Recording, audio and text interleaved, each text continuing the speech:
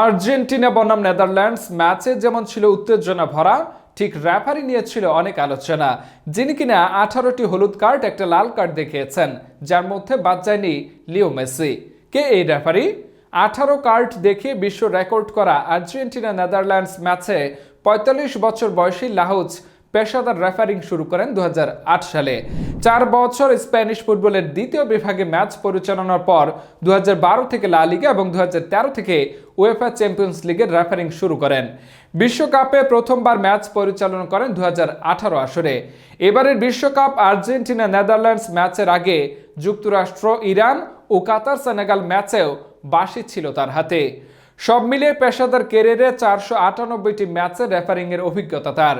এই ম্যাচগুলোতে হলুদ কার্ড দেখিয়েছেন 2326টি, লাল কার্ড 55টি আর পেনাল্টি দিয়েছেন 119টি। 2020 ইউরোর পর অবসরের ঘোষণা দিয়েছিলেন, তবে গত বছরের শেষ দিকে আবার মাঠে ফিরেন তিনি। খেলেছে আর্জেন্টিনা নেদারল্যান্ডস। বড় ব্যবধানে আলোচিত হয়েছে লিওনেল মেসি, এমিলিয়ানো মার্টিনেজ আর ভাউড ভেগোর্সরা। তবে ট্রাইব্রেকারে গড়ানো ম্যাচটিতে বিশ্বকাপ রেকর্ড করেছেন রেফারি অ্যান্তোনিও মাতে লাহোস। কোয়ার্টার ফাইনালের ম্যাচটিতে মোট 18টি কার্ড দেখিয়েছেন স্প্যানিশ এই রেফারি।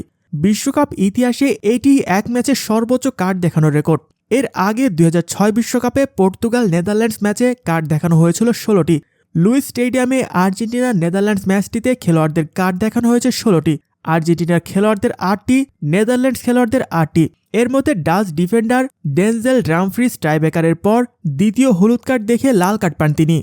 বাকি দুটি হলুদ কার্ড দেখানো হয় আর্জেন্টিনা কোচ লিওনেল স্ক্যালোনি ও তার সহকারী ওয়াল্টার স্যামুয়েলকে।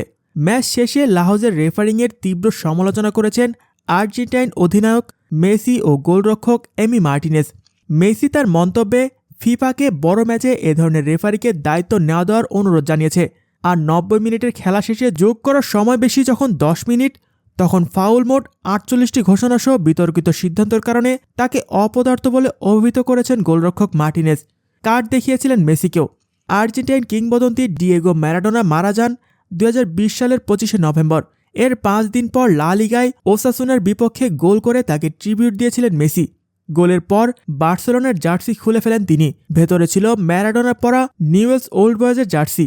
দৃশ্যটা বেশ আবেগের হলেও জার্সি খোলার দায়ে মেসিকে হলুদ কার্ড দেখান লাহোজ।